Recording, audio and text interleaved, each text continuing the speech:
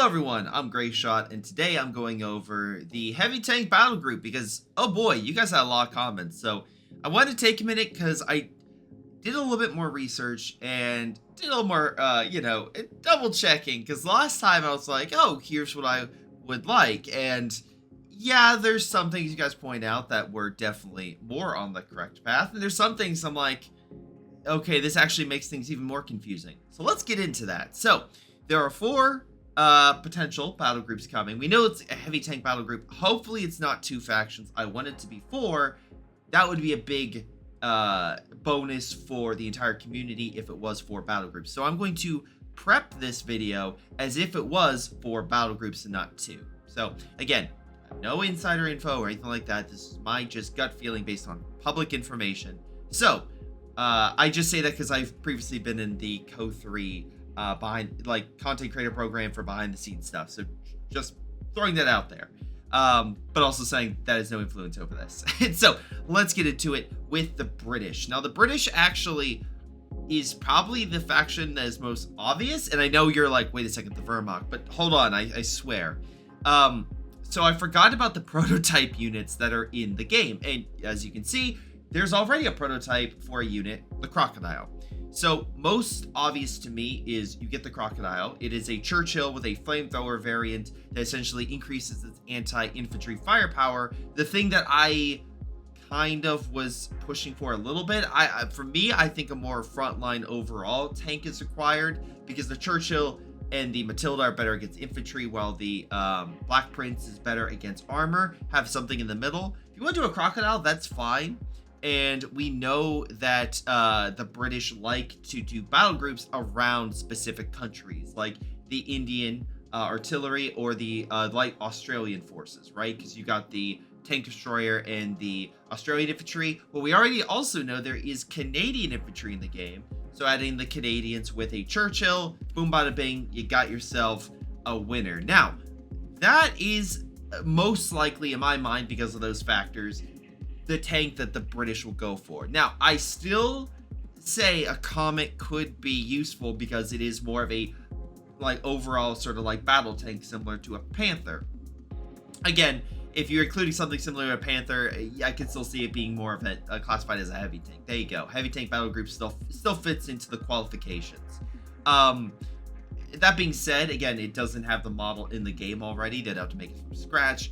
So they may be trying to be like, okay, if we're making new stuff for other factions, why are we doing it for this? I'm doing 3, by the way, picks for faction. Again, obviously the Crocodile is like a 90 probably % like chance, where the Comet I could see being like a 60% chance. This is a small chance, but it would be such a troll move to do that I could see Relic doing it, especially because on the other 3 would be something, at least my guess would be something heavier in quality. Bring in the Bob Semple tank. And before you say Greyshot, that is a light tank at best. That thing is a travesty to the eyes. Here's the thing. It would be hilarious to have, let's say, the King Tiger battle group being pushed, and then next to the heavy tank battle group would be a Bob Semple. Again, a light tank that's more designed against anti-infantry. There's a variant, I believe, that of 37mm, but still, I think that would be absolutely hilarious to do. It's very small, but the New Zealand battle group technically hasn't been made, and we just had the Australians, so including New Zealand's in their own battle group and labeling it as like, I don't know, advanced armor or something would be absolutely hilarious in my eyes. So that's what I would recommend. Now, that is for the British, and again, most likely the Crocodile. Now let's move over to the Wehrmacht, and that one is both obvious and complicated because of 2 reasons. I got a lot of comments saying, a Greyshot, obviously it's going to be the Nashorn because the unit is in the game. Okay, fair point. I should have I forgot about the Nashorn, honestly. But again, Elephant is something in my mind is more obvious to Italy, but the Nashorn was also in Italy, so hey, makes sense. Here's the thing though. The photo, as I'll show here, essentially showcases a King Tiger. Okay, simple enough. King Tiger. Well, the Nashorn already has the model in the game, has already been featured in the game, and also fits a role that the Wehrmacht don't have, which is more of a heavy TD. The King Tiger is obviously shown, so because they show it, I think it's a higher chance than the Nashorn. But my third option is not the elephant, it's actually both. Having a battle group that is literally like heavy armor for the Wehrmacht that has the unlocks for both the Nashorn and also the King Tiger. I think that itself could be interesting. Yeah, but their current design philosophy pretty much says that there's two unlocks. One that's cheaper in command power, one that's more expensive.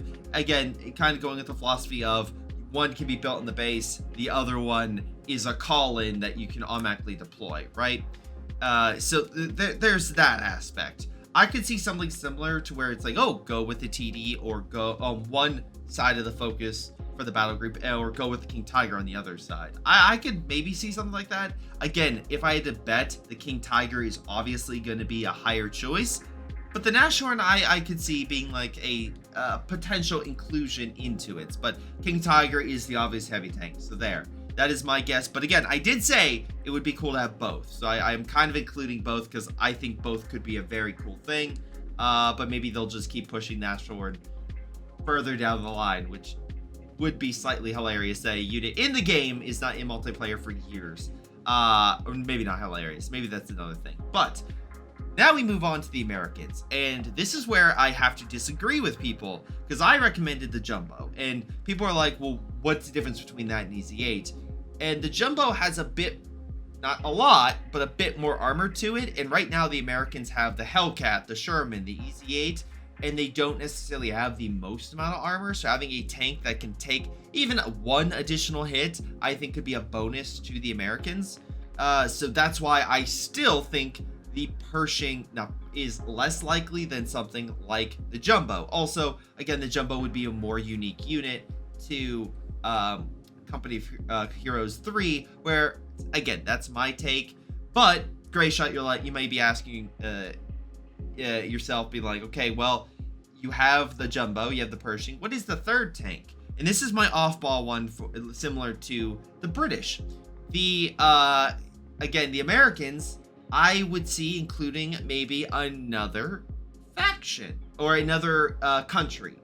Because again, the only reason I put this is because maybe they are included within their unit count is the partisan units, the Italian partisans. And I don't recommend the Italians.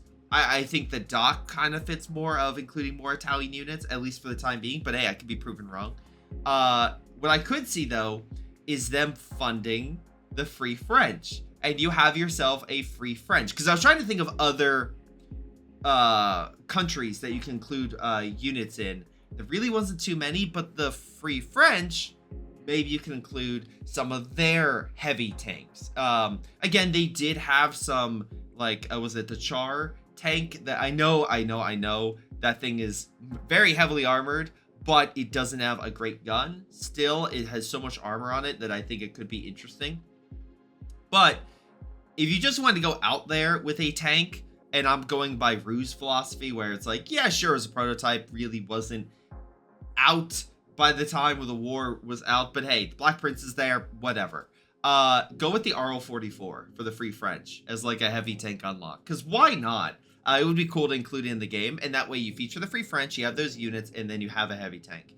And again, I also recommend for the Americans, including like the Polish as well. But the Polish didn't exactly have heavy tanks, or at least none that I can find. If there's some secret prototype Polish tank that was developed, please let me know. But I couldn't find anything along those lines that would fit these qualifications. But yeah, that's my third, like, kind of like the Bob Semple, just I think it's more likely than the Bob Semple, but I still think it would be a cool, unique unit that they could include. So those are my three, but again, I think the Jumbo is the most likely out of that group. So we got the Wehrmacht, we got the Americans, we got the British, all good. Wait, oh right, the doc.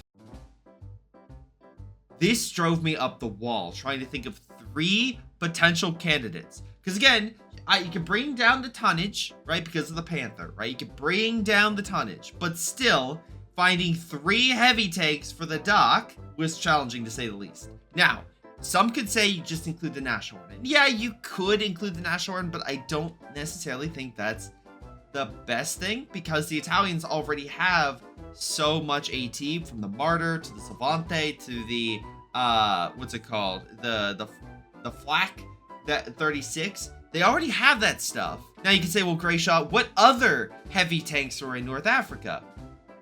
That's the problem.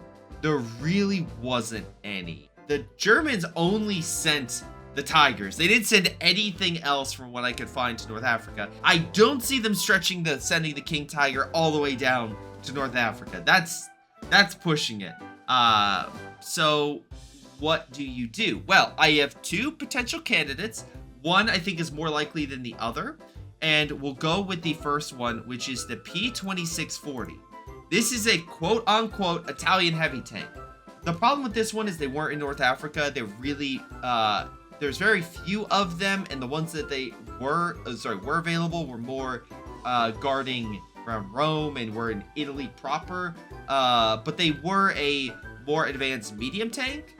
More advanced medium tank, I guess you could say, but the tonnage is equivalent to something like, it's really more of a medium tank in the grand scheme of things. But again, you can get off it with technicality, include it, and send it down North Africa. I still don't think that's likely. I still think that if you're going to have something of a heavier variety, you send something else. Now, this is also a bit of a technical, like, you're pushing things, but hear me out. I think that you go with something a little bit different, potentially. And that, I would say, would be, and I'm getting the name, the CoH3 da 9053. That is what I think could be slightly more likely. And before someone says, wait, what is that? Essentially, it was North Africa, and it was a heavier assault gun / TD the Italians used. And essentially, or I guess, self-propelled artillery. So, essentially, think of this as a bigger version of the Italian kind arms Savante that is more of a artillery piece / TD. Kind of think of it as a bigger version of that. It's not as well armored, but still, I think maybe that could be unique in its own right and could be something that could fit as a heavier unit.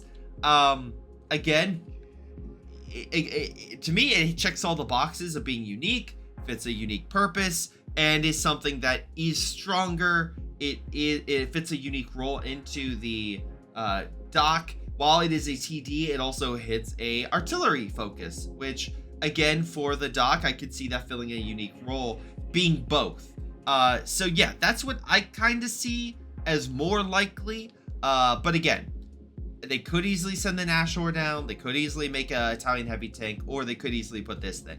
Either way, it is a gamble as to what they're actually going to be sending down, or putting into the dock, I should say.